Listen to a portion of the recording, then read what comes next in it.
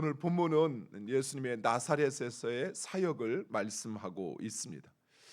마귀의 시험이 끝나고 성령의 능력을 덧입은 예수님은 갈릴리로 돌아오시어 이제 본격적인 사역을 시작하십니다. 여기서 예수님께서 성령의 능력을 덧입었다라는 말은 성령님께서 함께 하셨다라는 의미입니다. 즉 예수님의 사역은 예수님만의 독자적인 사역이 아니고 성부 하나님과 성령 하나님께서 함께 하시고, 그리고 이 삼위 하나님이 완전한 조화와 일치를 이루어 행하신다는 것입니다. 실제로 예수님은 혼자이신 적이 없었습니다. 성령으로 잉태하셨고, 세례 받을 때도 성령으로 충만하셨고, 시험 받을 때도 성령의 이끌림을 받았고, 그리고 이제 사역을 시작하시면서도 성령의 능력으로, 곧 성령이 함께 하셨습니다. 이처럼 사랑하는 성도 여러분, 하나님은 언제나 우리와 함께 하십니다. 우리가 혼자라고 느낄 때에도, 또 두려움에 스스로 자신을 움츠려 숨어 있을 때에도, 또 우리가 갈 길을 몰라 방황할 때에도, 또는 우리 주변에 사방의 적들로 또 삶의 문제들로 인해서 마치 우겨쌈을 당한 것처럼 그렇게 있는 상황 속에서도 하나님은 언제나 우리와 함께 하십니다. 문제는 우리가 그 하나님을 멀리 하면서도 되려 하나님께서 나와 함께 하지 않으신다, 하나님께서 나를 도와주지 않는다 생각하는 것입니다. 우리 성경을 하나 좀 찾겠습니다. 구약 성경 넘어서 사사기 6장 12절에서 13절에 있는 말씀,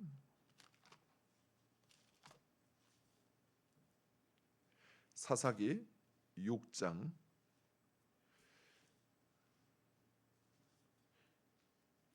12절과 13절에 있는 말씀을 찾아서 우리 같이 한번 읽겠습니다.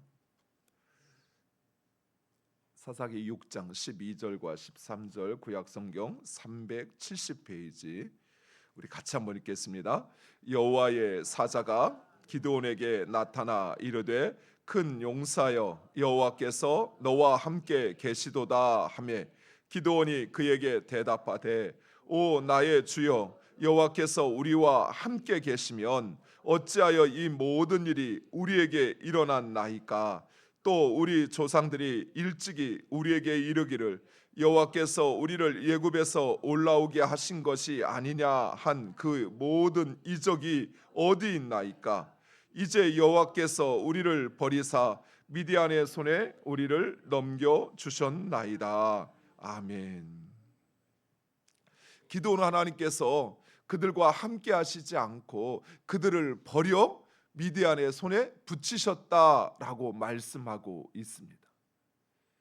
과연 하나님께서 이스라엘 백성들과 함께하지 않고 그리고 그들을 버리신 것일까요? 아니요. 실상은 이스라엘이 하나님 앞에 악을 행하여서 그들이 하나님을 떠나 하나님께서 그들을 이방인의 손에 붙이신 것입니다. 즉 하나님께서 그들을 떠나 버리신 것이 아니라 이스라엘이 하나님을 멀리하여 또한 하나님 앞에 악을 행하여 그 언약에 따라 그들이 이방인의 손에 붙들린 것이라는 사실입니다. 사랑하는 성도 여러분, 우리의 삶에 있어서도 마찬가지. 하나님께서 우리와 함께 하시지 않아서 그래서 우리에게 어려움이 찾아오고, 하나님께서 우리를 도와주지 않아서 그래서 이방인들이, 아니 우리 적들이 우리를 사방으로 우겨싸는 것이 아니라, 우리가 하나님을 버리고 하나님 앞에 악을 행하여 도리어 우리가 하나님을 떠나 이런 일이, 이런 사단이 벌어졌다는 것입니다. 사랑하는 성도 여러분, 하나님은 언제나 우리와 함께 하십니다. 오히려 우리가 그 하나님을 전적으로 의지하고 그 하나님께 내 삶을, 내 모든 것을 맡기고 하나님을 말씀에 순종하여 도움을 구할 때 하나님 우리의 삶 가운데 역사하십니다. 하나님은 언제나 우리와 함께 하시게 우리의 모든 것을 알고 계십니다. 이스라엘 백성들이 미디안의 괴롭힘에 고통당하여 하나님을 찾자 하나님은 그들에게 한 선지자를 보내어 하나님의 뜻을 알게 하실 뿐만 아니라 기드온을 세워서 그들을 구원하십니다. 이처럼 하나님은 언제나 우리와 함께 하십니다. 우리가 하나님을 멀리하는 것이 하나님 아니어도 살 수 있다라고 생각해서 하나님을 찾지 않아도 자신의 힘으로 능히 해낼 수 있다 생각해서 그래서 하나님을 의지하지 않고 하나님의 도움을 구하지 않고 내 뜻대로 내 힘으로 하려고 하니 오히려 우리의 삶이 고달프고 환난 속에 처하게 되는 것입니다. 예수님께서 나사렛 회당에서 이사야 선지자의 글을 통해서 주의 은혜의 해가 도래하였음을 선포하십니다. 그리고 오늘 말씀에 그 은혜의 해는 자유요 또한 다시 보는 것이요 또 해방이라는 사실을 말씀하십니다. 이런 예수님의 은혜로운 가르침과 사역에 사람들은 놀라 예수님을 칭송하였다라고 이야기합니다. 누가는 의도적으로 예수님의 첫 사역을 나사렛 회당에서 하신 바로 이 가르침으로 시작하고 있습니다. 즉 예수님은 이사야의 예언을 통해서 하나님이 약속하신 그 희년이 성취되었고 예수님은 바로 그 희년을 성취하신 메시아라는 사실을 밝히고 있는 것입니다. 그러나 예수님의 고향인 이 나사렛 사람들은 예수님과 예수님이 성취하신 하나님의 나라를 거부합니다. 심지어 그들은 예수님을 회당에서 쫓아낼 뿐만 아니라 낭떠러지에서 떨어뜨려 예수님을 죽이려 하였다라고 이야기합니다. 이처럼 나사렛 사람들이 예수님을 거부하였던 것은 바로 그들의 편견과 선입견 때문이었습니다. 이 나사렛 사람들은 메시아를 정치적이고 군사적인 그런 힘에 또는 그런 세상의 왕이라 생각하였습니다. 이러한 그릇된 이해, 메시아에 대한 이들의 편견, 이것과 예수님에 대한 선입견, 곧 그들은 예수님을 안다고 생각했습니다. 나사렛 사람들에게 예수님은 목수인 요셉의 아들이요 그저 목수일 뿐이었습니다. 그러나 정작 이처럼 그들이 알고 있다고 생각한 그 모든 것은 그들의 편견이요 선입견이었습니다. 그들은 하나님의 말씀도 예수님도 제대로 알지 못했던 것입니다. 그러면서 그들의 실상을 지적하는 예수님의 말씀에 분노하여 예수님을 죽이려 하였던 것입니다. 이로 인해 예수님은 나사렛에서 아무 능력도 행하지 못하였다라고 말씀하고 있습니다. 사랑하는 성도 여러분, 오늘날에도 우리에게 이런 일들이 벌어지고 있습니다. 교회에서 말씀에 감동받지 못하고 은혜 받지 못하는 사람들은 대부분 신앙의 연조가 오래되었거나 또는 모태 신앙입니다. 그들은 그 모든 것이 너무나도 익숙하여 도리어 은혜를 받지 못하는 것입니다. 또한 그들은 교회의 속사정을 너무나도 잘 아는 그런 교회의 중직자들 또한 은혜는커녕 오히려 그들은 교회 일을 하면서 종종 시험에 빠집니다. 스스로 자신은 잘 알고 있다는 생각에 빠져서 더 이상 들으려고도 배우려고도 하지 않는 것입니다. 그래서 우스갯소리로 이렇게 이야기합니다.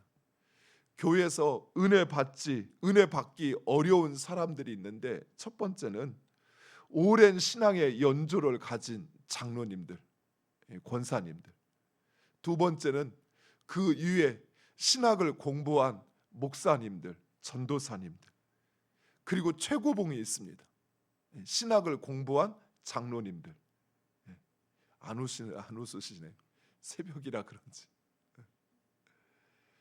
오히려 가장 은혜 받아야 하는 목사님, 오히려 말씀에 감동 받아야 하는 장로님이 정작 말씀은 듣는데 은혜도 감격도 받지 못하는 것입니다. 스스로 이미 다 알고 뻔한 것이라는 생각에 정작 듣지 못하고 감동받지 못하는 것입니다. 세상에 가장 무서운 개가 2마리 있다고 합니다. 그게 뭔지 아시겠어요? 오늘 제가 이야기했는데 편견과 선입견, 편견과 선입견. 이러한 편견과 선입견에 사로잡히면 아무리 뛰어난 스승이 와도 가르칠 수가 없어요. 오죽하면 예수님도 2 손을 들고 떠나가시잖아요. 예수님께서 그 능력을 행하지 못하고 떠나가실까요? 사랑하는 성도 여러분, 우리는 내가 이런 선입견과 편견에 사로잡히지 않도록 경계해야 합니다. 말씀을 들을 때 말씀을 전하는 자의 그 모습에 우리의 편견과 선입견이 붙잡혀 있으면 그 말씀은 절대 내 귀에, 내 마음에 심겨질 수가 없어요. 우리가 기도하는 것처럼 하나님께서 그를 통해서 말씀하는 것이지 그가 하고자 하는 말을 한다라고 들어버리면 우리는 오히려 말씀을 들으면서 너나 잘하세요, 또는 말씀을 들으면서 내 마음에 판단이 서버려요. 그러니 말씀을 듣지도 못하고 듣지 못하니 감격이 없는 것이, 감격이 없으니 은혜를 깨닫지 못하는 것입니다. 근데 사랑하는 성도 여러분, 내 안에 있는 그 편견과 선입견을 다 내려놓고 내가 저 사람을 좋아하든 싫어하든 저 사람의 말과 행동에 내가 상처를 받았던, 또 어떤 개인적인 관계가 있든 하나님께서 그를 통해서 나에게 말씀하시는 것으로 들으면 그것이 은혜가 돼요. 기도자도 그래요. 앞에서 대표 기도하는 사람이 나하고 좀 관계가 좋아요. 그러면 기도를 할 때도 나도 모르게 내 입에서 아멘 아멘 소리가 나요. 근데 나하고 좀 불편한 관계에 있는 사람이 앞에서 기도하면 저 사람은 왜 이렇게 기도도 길게 하는지, 무슨 말을 하는지 지루하고 따분한 시간이 되어버려요. 그런데 저 사람이 지금 나를 위해서 기도하고 있고 내가 앞에 서서 기도한다고 생각하면 어떨까요? 한마디도 놓치고 싶지 않은 거예요. 하나님, 꼭 그렇게 되게 해주세요. 꼭 그렇게 이루어지게 해주세요. 저 고백이, 저 간구가 하나님 내게 이루어지게 해주세요 라고 하는 그 간절함에 나도 모르게 한마디 한마디마다 아멘이 절로 나오는 것입니다. 왜요? 내 기도니까요. 사랑하는 성도, 예수님 당시 나사렛 사람들만 그런 것이 아니에요. 지금 우리들도 편견과 선입견에 사로잡혀서 하나님 나에게 말씀하시는데 우리가 가리를 하고 있어요. 이 말씀은 김장로 들으라는 이야기야, 이 말씀은 최권사 들으라는 이야기야, 이 말씀은 김집사한테 하는 이야기야, 이렇게 우리가 다 스스로 판단을 해버리니 정작 내가 깨닫고 내가 회개하고 내가 결단하고 내가 순종해야 하는데 그러지 못하니 내 삶에 은혜가 없는 것이. 그러니 예수님조차 아무 능력을 행할 수 없었던 것입니다. 왜 엘리야 선지자가 이스라엘 백성들 모두 다 내버려 두고 저 이방 시돈 땅에 가서 그 사렙다 과부에게 그 기적을 행하였을까요? 이스라엘 백성들 가운데 많은 문둥병자는 나음을 입지 못했는데 왜 나아만만, 왜 아람 사람 나아만만, 더욱이 아람은 당시 이스라엘과 원수지간에 있었습니다. 그런 나아만이 치료를 받았을까요? 말씀을 듣고 순종했기 때문에. 사랑하는 성도 여러분, 우리가 우리에게 있는 그 편견을 내려놓고 또 선입견, 내 마음에 찾아오는 그 선입견을 내려놓고 말씀을 듣고 순종하면 하나님 역사하십니다. 하나님 우리의 삶 가운데 오히려 행하지 못할 능력이 없으신 그 하나님, 못하실 일이 없으신 하나님, 그분이 우리의 삶을 역전시키시고 우리가 간구하고 소원하는 그 모든 것 가운데 하나님의 놀라운 역사로 일하실 것입니다. 기도하겠습니다. 아버지 하나님 감사합니다.